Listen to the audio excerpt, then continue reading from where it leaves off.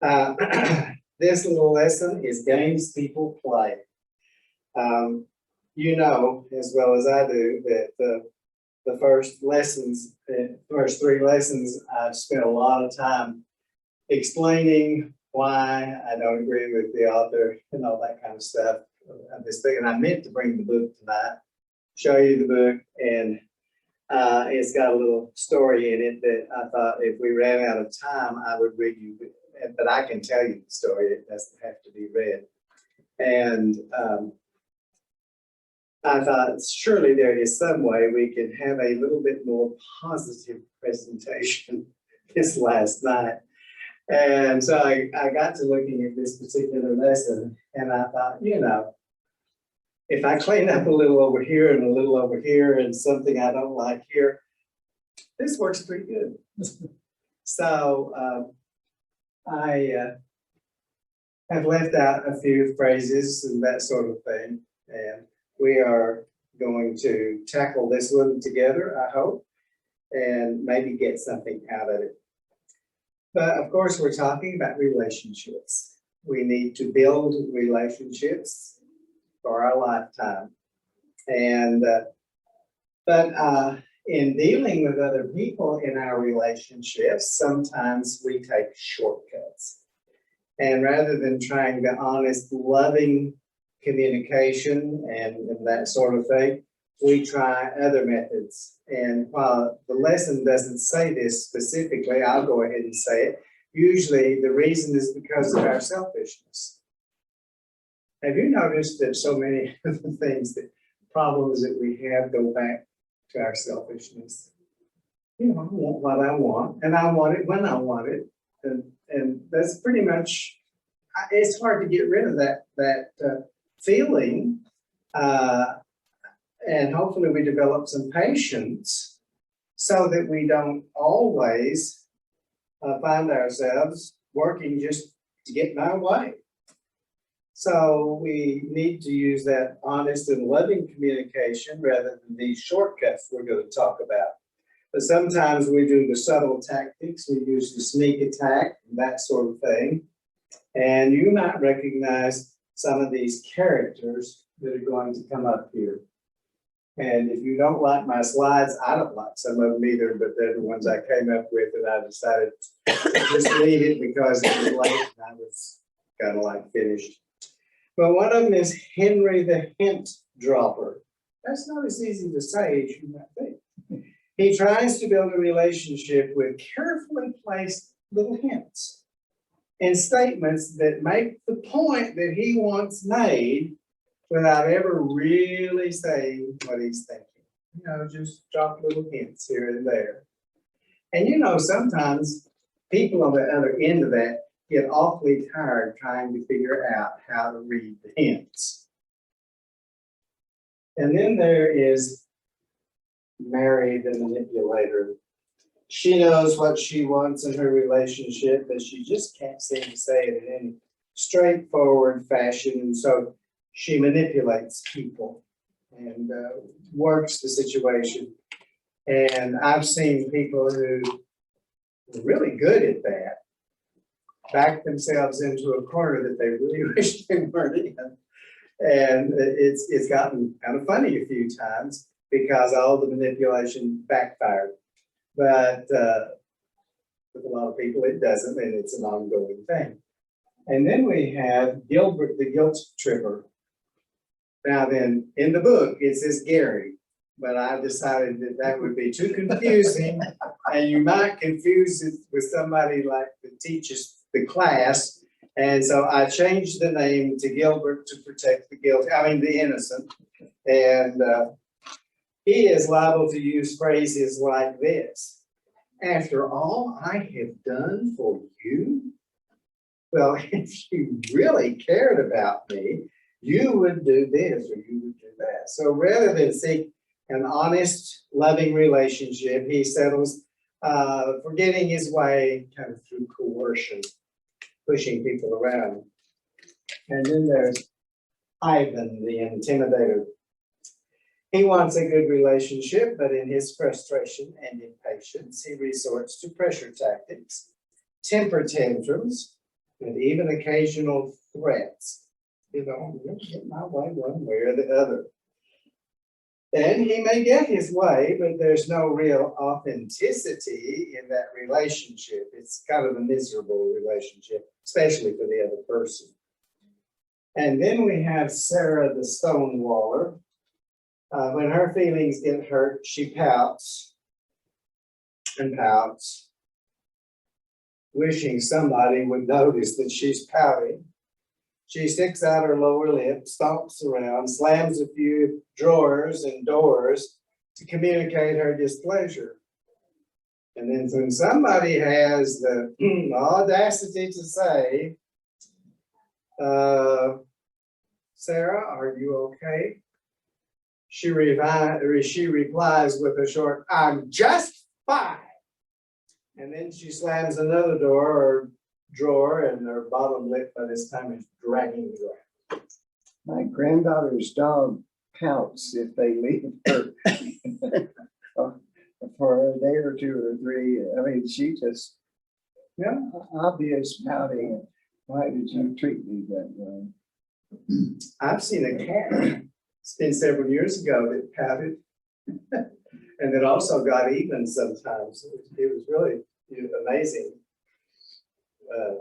That cat never forgot a slight or anything else that he or she didn't like. I don't remember what gender it was. So question one. We do have question one. What are some of the shortcuts you have seen people use to communicate what they're feeling without really saying what's on their mind? Silence. Yeah, that's one.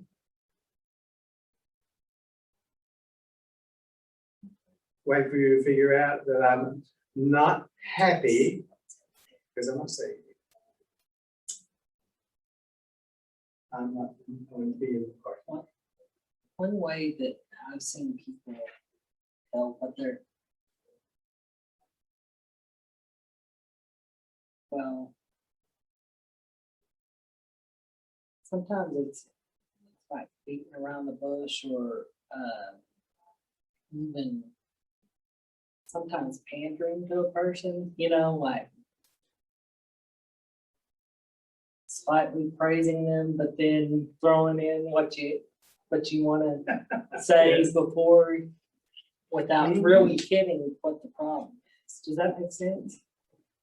I think it does. We try to get our point across without ever having to say anything about the point that we have. Yeah. Something like that. Well, okay, let's look at John chapter 4, verses 7 through 26. This is, of course, Jesus with the woman at the well, Samaritan woman. And like his other use of scripture, I don't really fault him for using this scripture. I think this is a wonderful scripture for this lesson. It's not parallel, and I was taught a long time ago to pay attention to arguments because so many arguments that people use, it's not parallel. This is not equal to that, and so what you're saying over here doesn't really apply to this because it's not the same thing, and your illustration doesn't work. So this is not really parallel to some close relationship because Jesus and this woman did not have a close relationship. They were rank strangers, but a sort of relationship did develop. And it's interesting to watch it and think about what might have been said instead of what was said. And I'm giving credit, of course, to Jesus, who's perfect anyway, but still, it's just a beauty to behold how he handled this. And I give credit to that woman too, because, you know, some people will leave a conversation in a huff, or they will do all sorts of things because they're not enjoying the conversation, they don't like it, whatever. This woman stuck with it. She showed a genuine interest in the things that were being said. So it says, soon the Samaritan, well, you remember the story, Jesus' disciples have gone into town to buy something to eat, and he's out there at Jacob's Well all by himself. How many of you been to Jacob's Well? Really? I thought some more of you possibly would have. Well, it's kind of a lonely place. And of course, they built a church over it and all that sort of stuff. As our guide in Israel said, there's this church built over just about everything that not having anything to do with Jesus. Anyway, so he's there at the well, and soon a Samaritan woman came to draw water. And Jesus said to her, please give me a drink. He was alone at the time because his disciples had gone into the village to buy some food. The woman was surprised, for Jews refused to have anything to do with Samaritans. She said to Jesus, you are a Jew, and I am a Samaritan woman. In fact, that she was a woman was another reason why he probably wouldn't have spoken to her. It's not that way today, but it was in those days. And so she said, why are you asking me for a drink? And Jesus replied, if you only knew the gift God has for you and who you are speaking to, you would ask me and I would give you living water. But sir, you don't have a rope or a bucket, she said, and this well is very deep. Where would you get this living water? And besides, do you think you're greater than our ancestor Jacob, who gave us this well? How can you offer better water than he and his sons and his animals enjoy? Jesus replied, anyone who drinks this water will soon become thirsty again. But those who drink the water I give will never be thirsty again. It becomes a fresh, bubbling spring within them, giving them eternal life. Please, sir, the woman said, give me this water. Then I'll never be thirsty again, and I won't have to come here to get water. Go and get your husband, Jesus told her. I don't have a husband, the woman replied. Jesus said, you are right. You don't have a husband. For you have had 5 husbands, and you aren't even married to the man you're living with now. You certainly spoke the truth. Sir, the woman said, you must be a prophet. So tell me, why is it that you Jews insist that Jerusalem is the only place of worship, while we Samaritans claim it is here at Mount Gerizim, where our ancestors worshipped? Jesus replied, believe me, dear woman, the time is coming when it will no longer matter whether you worship the Father on this mountain or in Jerusalem. You Samaritans know very little about the one you worship, while we Jews know, about him, all about him, for salvation comes through the Jews. But the time is coming. Indeed, it's here now, when true worshipers will worship the Father in spirit and in truth. The Father is looking for those who will worship him that way. For God is spirit, so those who worship him must worship in spirit and in truth. The woman said, I know the Messiah is coming, the one who is called Christ. When he comes, he will explain everything to us. Then Jesus told her, I am the Messiah.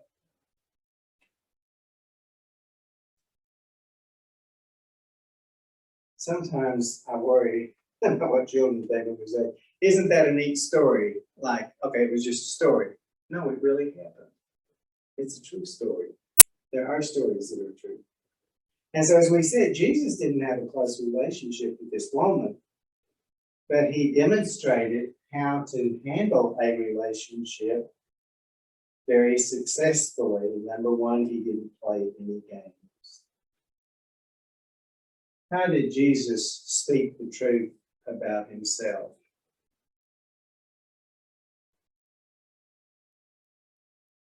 He finally said, I am the Messiah. That's something that somebody might laugh at, or of course, I know he could know her attitude.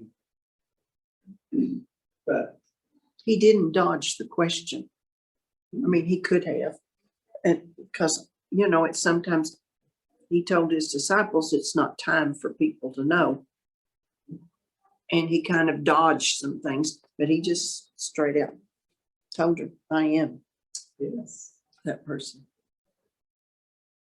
And how did Jesus speak about the Samaritan woman's past? Truthfully. She had quite a past, didn't she?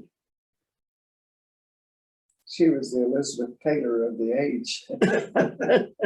I think that could be very accurate. She had been with several men.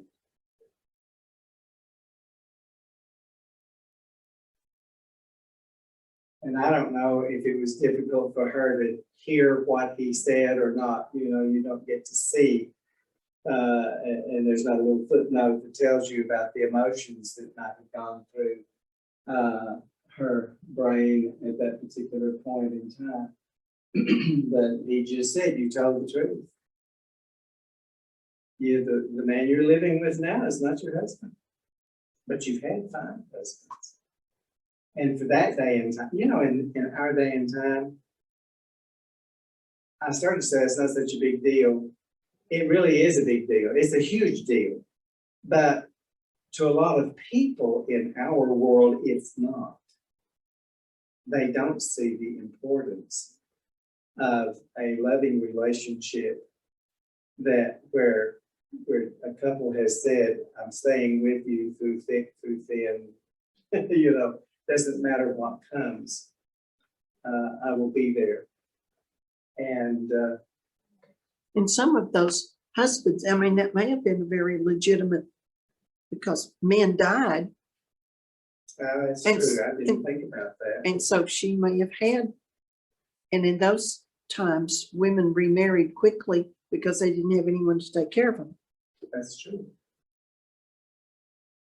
But she was living with someone who wasn't her husband. They now. couldn't just decide to run a corporation tomorrow.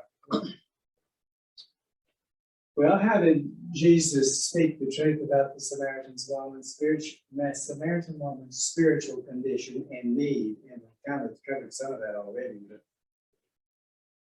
He drew a comparison between the Samaritans and the Jews. How the Samaritans worshiped.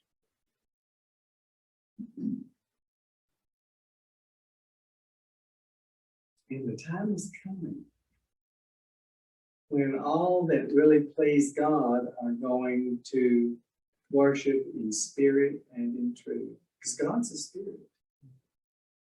And those that come to him must worship in spirit and in truth.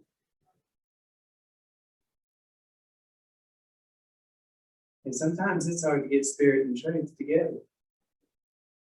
Because I know a lot of people who've got the spirit, but they don't have the truth. And some of us who have the truth need a little more spirit. And there's a lot more to that. We will try to go into that. But yeah, I think you see where I'm coming from. Well, let's see. How did Jesus speak the truth about worship? I just talked about that, didn't I? You want to add something to it?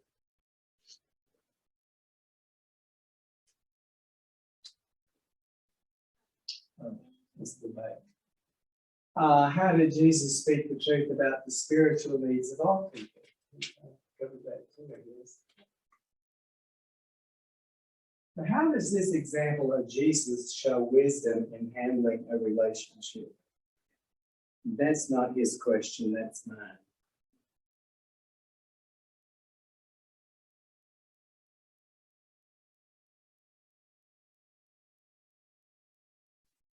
Well, he answered her question about prayer to worship. And then he embellished it by admitting that he was the Messiah. Right. Go ahead, Jim. I feel something. There's a word in this that I really think deep down she had hope. He talked to her in a way that wouldn't dash that hope, but might point her in the right direction. And so rather than, yes, he told her the truth, but he didn't make her feel any less. Well, he indicated that the Samaritans didn't know some things the Jews knew. But then when he concluded and said what he had to say, it included everyone. It wasn't, well, the Jews are right, the Samaritans are wrong, Jews are going to heaven, and Samaritans are going to heaven. So that's what might have been expected from any Jew, but of course Jesus wasn't just any Jew. Those that worship him will worship him in spirit and in truth, and it won't matter about this mountain. And it won't matter about that temple either. And God made sure that that temple was gone. We don't get any indication from scripture about the tone of voice that Jesus used. But I think it's a pretty good indication he used a loving voice, or she would have gotten up. If he'd started saying it in an angry voice, I think she'd gone up and left. So he must have been handling it with kindness, but truthful. I think so. Some people I've known, if they think it, they say it. And she may have been one of those individuals receiving this revelation, if you will, or she split home and she was telling everybody. Yes. You're on the rest of the story. That has a great deal of beauty to it as well. Well, I think it's interesting that you brought that up, Beth, because I got to looking at the punctuation that is used by those particular, this is the NLT in case you're wondering what translation it is. And I enjoy the NLT. It's not always the most accurate, but it's pretty good about a lot of things. And I noticed that their punctuation indicated that he might have been pretty forceful because they used an exclamation point or two and this and that. Of course, the Greek manuscript has no punctuation, doesn't even have capital letters. So that's the translators. Yeah, exactly. That's Spin what on the it. translators were thinking when they put this on paper. So, and I tend to agree with you that he obviously said it in the right way, that it would bring about what was needed. Well, okay, that brings us to snapshot one, Henry the hint dropper. He has been less than happy in his relationship with his wife ever since she decided to re-enter the marketplace after the kids began school. For 6 months, she has been working hard in the marketplace. She's having some difficulty juggling work, 2 kids, a husband, a house, meals, and all the other elements of her life. Henry is having a hard time adjusting to her new schedule, and he's feeling a little overlooked and neglected by his once attentive wife. Henry submerges his hurt feelings, refusing to be transparent and tell the truth about how he's feeling. Instead, he plays the hint dropping game. Finally, detachment and bitterness set in. He wants to get back into more closeness with his wife, which is not a bad thing. But he is not willing to start by sitting down and talking truth. He's not going to sit down and say, honey, I'm hurt and I feel neglected and I know you're juggling a lot, but we we really need to change some things if we can, you know, what solution can we come up with together? And that's abbreviated, it should have been said in a lot more words than that, but anyway. But instead, one night, while his wife is scrambling around the kitchen trying to get dinner on the table, Henry looks over the top of his newspaper and casually says, honey, you know, I'm thinking about buying some stock and stuff for frozen dinners. His wife says, what do you mean by that? And he says, oh, nothing. I just heard that there are some takeover rumors. You know, just we'll drop a little hint. Later on in the evening, he tells his wife that a friend at work gets romantic notes tucked in his pockets 3 times a week. He says, that's some woman Frank married. That's a little less than subtle, I think. The author calls it subtle, but I don't think it's all that subtle.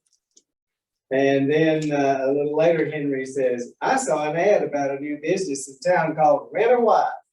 I thought I might look into it.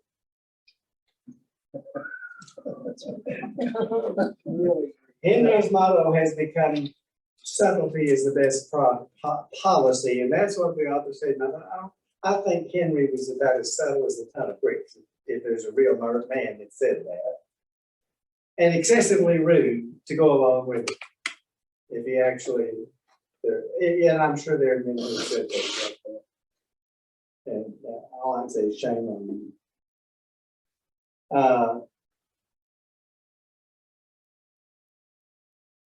But on the other hand, have you seen some of this? And as you think about it, can you maybe even see a little of it in yourself? In the East, there's a promotion to get people to get vaccinated.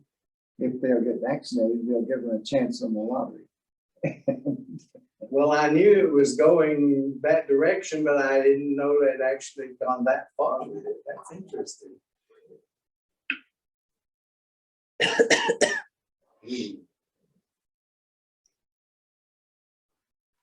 I think some wives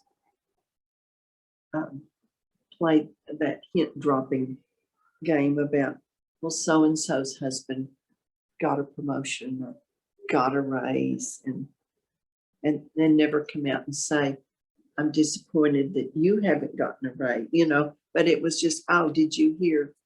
And so I think it goes both ways. It's not just husbands that drop. Well, that's true.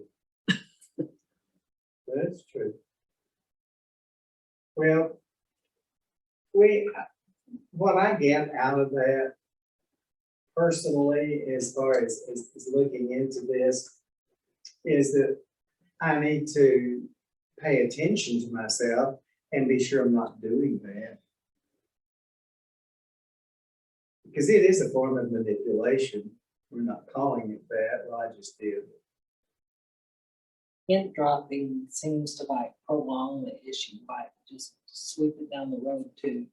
Because you can keep dropping hints, but if something really bothers you or is a problem, hint dropping never really resolves it. If it's not received or the way that that person dropping the hints expects it to be, you know, because it could just, you're dropping the hints, I'm just gonna ignore it. I've seen one or two, and I can't recall the actual movie or TV show or whatever, though, where the wife has dropped subtle hints, a little less subtle, until she's figured out he's not ever going to figure it out. And dropping these hints has been a huge waste of time because he just doesn't get it. And unfortunately, sometimes we men don't. Yeah, not so many who didn't either. It's not that works both ways too. But I don't know. It just seems like sometimes there are some subjects where we guys are just so dense, and we really don't get it, and need a little prodding here and there. Well, okay. The next question was, how do you see? a little bit of Henry and yourself, and then how do you see hint dropping tactics as others relate to you? Could there be somebody dropping hints that you need to figure it out? Do you appreciate a relationship like that? I wouldn't think so.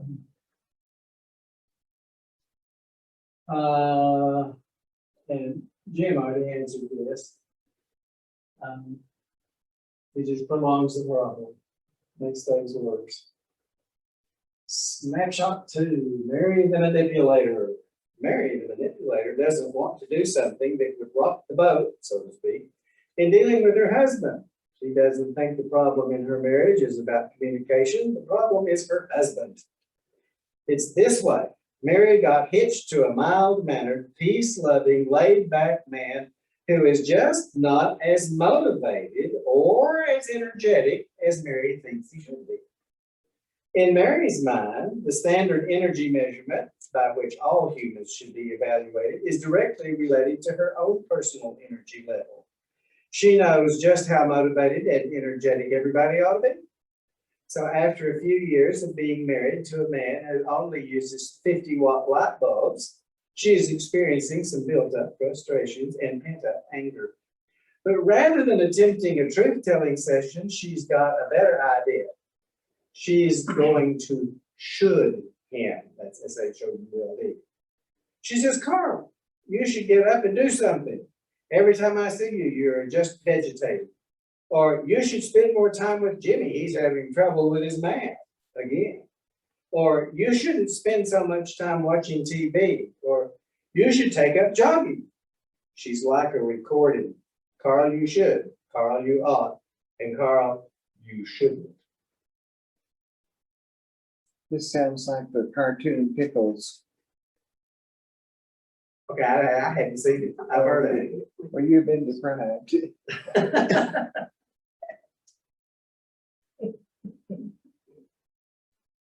Well, it makes me think of an incident in my life when I was probably 20 years before I met Beth.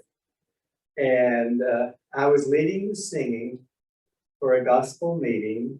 We don't have those anymore, but a lot of them were really nice. This was a really nice one in Chillicothe, Texas. And Brother Wilson, I can't think of his first name, was preaching. And he's a pretty good preacher. L.R. Hmm? L.R. Wilson. May have been, kind of think it was. And I was staying, Chillicothe's little place. I was staying in the home of Granville and Bessie Bradshaw. Granville was one of the elders in the church there in Chillicothe. And they were just a grand couple. And he was one of those really laid back people. He was just about as laid back as anybody could possibly be. He was a genuine joy to be around. He was very thoughtful. He knew something about nearly everything. He was a lot like, and I can't think of his name about this, but we got a guy in the congregation that's like that. You can bring up nearly anything, and he knows more about it than he ought to. It's just kind of amazing. But anyway, I'll think of his name and then I'll say it. But anyway, it was real close to the end of the gospel meeting, and I was sitting in Granville's office with him there at their house.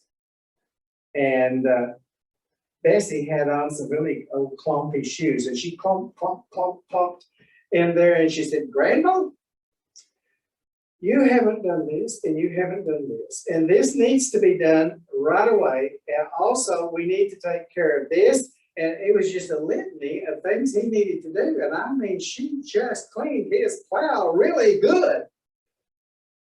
And I was sitting there thinking, I wish I wasn't here. I wish I was someplace else. I wish I wasn't hearing this. Well, as soon as she got finished, she clumped back out of the room. And Granville looked at me and he said, Gary, it's not what you think it is. I wanted so bad to say, really? But I didn't say that. I knew better.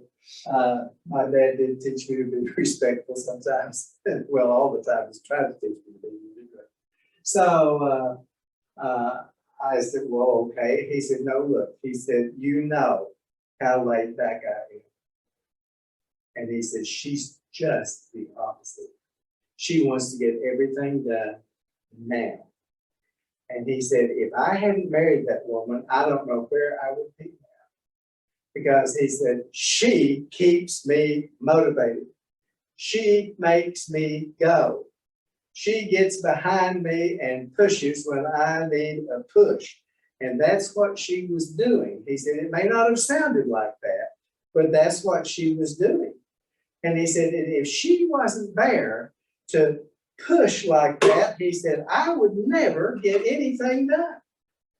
And he said, now think about it for just a minute. He said, I'm Mr. Slow to do anything. He said, I can slow down any situation. And he said, if you hadn't thought about it, he said, Bessie would have just burned up in a whirlwind of excitement a long time ago if it wasn't for me. He said, we're so good for each other. And he said, so what you saw wasn't what you thought you saw. And I thought his explanation was just priceless. And I think he meant every word of it. That was their way of getting along and taking care of some things. And I can remember my mom and dad used to have little niggling arguments and so forth from time to time. And they were teasing each other. That's what they were doing. They were having a good time. But other people occasionally would overhear them and think, oh, they're having a terrible argument. Well, they weren't. But unfortunately, that's what they thought. So anyway, so she's telling Carl what he ought to do. You should do this and you should do that. And it's not, well, do you see any of those things in some of your relationships?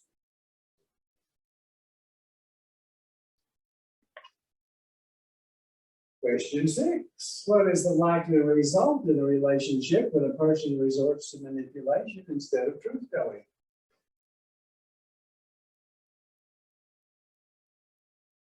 Sometimes that other person doesn't ever catch on that you're manipulating, trying to get them to do something, and it's a waste of energy on your part. Especially kids, when you try to manipulate your children into doing something, sometimes they never catch on. Up to lunch. And you might as well have just, gone in and said, okay, this is the way it has to be. And our number 2 kid was ornery enough. He would catch on sometimes, but he'd never let on that he'd caught on. He was like, I'm better off to be done, so I'll be done.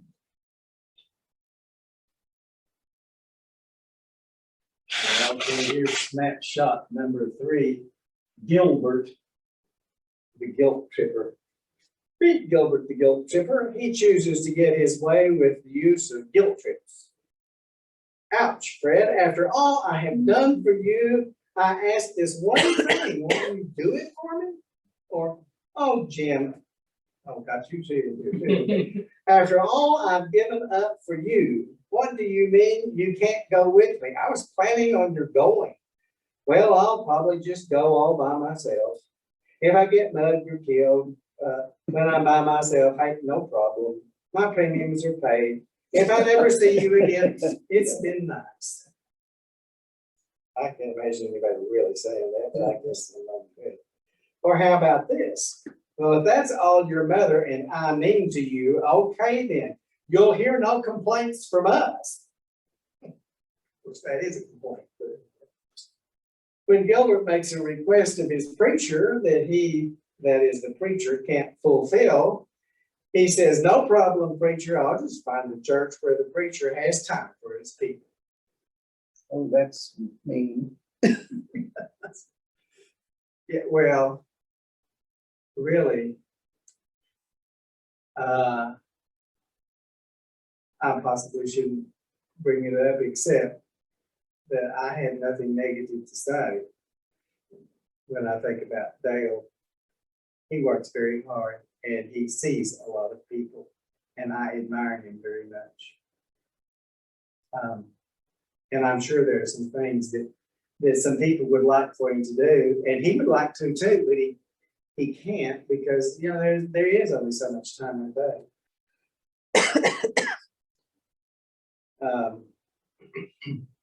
So have you experienced the guilt trip approach to communication, maybe in the workplace? Probably any of us are doing that anymore, but or in your home growing up?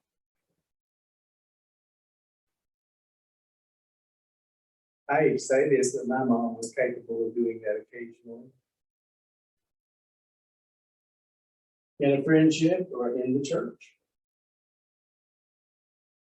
All of these things, all of these are places where certainly that could happen. I think it's real common in the workplace. There's a lot of people that do that. They want you to do the work for them, and so they'll put you a guilt trip on you to get you to do what they want you to do. I really think a lot of things that we're talking about today are real common in society. Yeah. Itself, but you know, today's guilt trip is, you know, are you spending your time this way, or are you checking all the boxes, or are you? Yeah. I mean, for our kids even, you know, are they And they want you- studying enough, or are they in enough,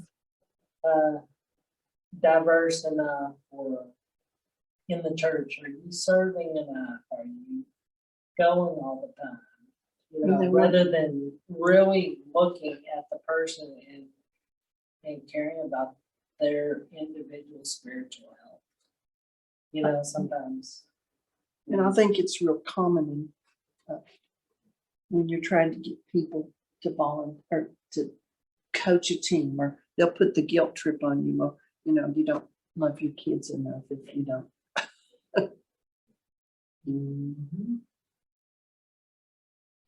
Well, I'm glad you brought some of that up because really we ought to think on that level. And a lot of times if we don't know a person maybe as well as we think we do, and we take the trouble to kind of find out a little bit more about them, we realize that they're doing a whole lot better with their situation than we ever thought.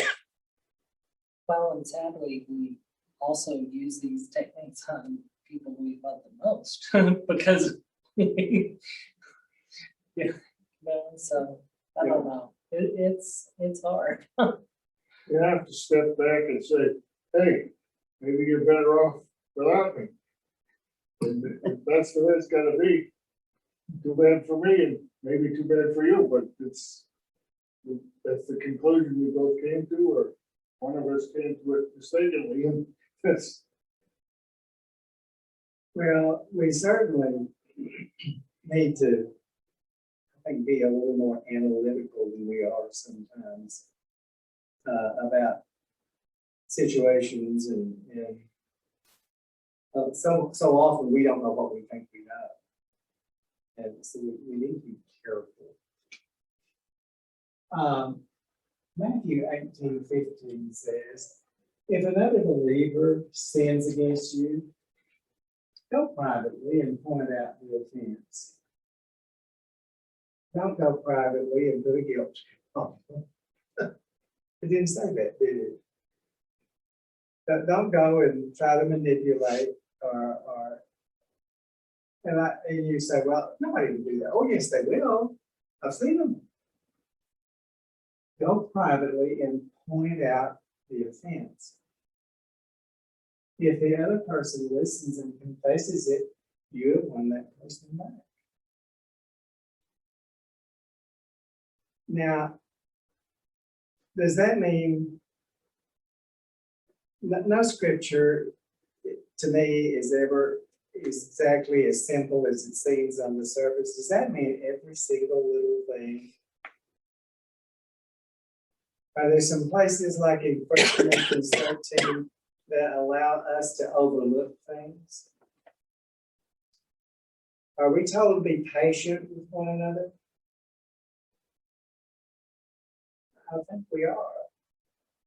And so I think that it's something really serious. We need to go play no games and talk to that person about that.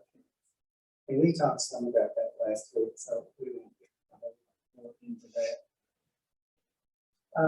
But here's another little rule to go with that. Ephesians 4:26. Don't sin by letting anger control you. It's not exactly put that way in the King James Version, but I think it's an awfully good way to put it. Don't let anger control you. You just have no idea how angry I am. You're right, I don't, but don't let anger control you. And don't let the sun go down while you're still angry. That one's hard. We kind of tend to relate that verse to a man and a wife, or a husband and a wife. I don't like that expression, man and wife, because that came to the wedding ceremonies some years back. A husband and a wife. And I don't mean that it doesn't apply there. I just mean it applies in a whole lot of other places too. And I'll admit that sometimes I've gotten angry enough, I didn't sleep for 2 or 3 nights, so I didn't fulfill the command here. Would I have been better off? Yes. The Bible's not wrong. I am a lot. The Bible's right.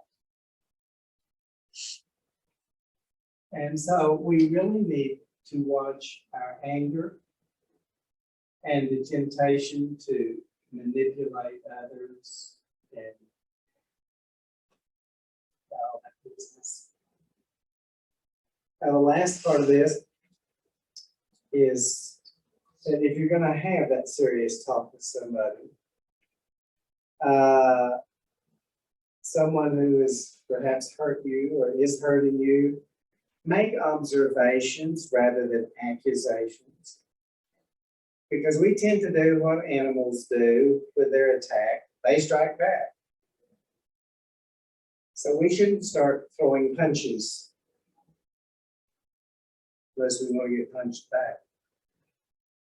You might say something like this: look, I'm feeling hurt by some things you did, some things you said, or I don't think you intended to hurt me, but that's still the way I'm feeling. Can we talk about this? And something along those lines has a good chance of opening a dialogue that can bring a relationship closer. Of course, if you look into your own life and realize that you have been playing some of these games, I would say, stop it. And you also might think about making an apology to the person who's been on the receiving end of such foolishness. I think for the most part, I'm talking to very mature people who, for the most part, don't do those things. But, thoughts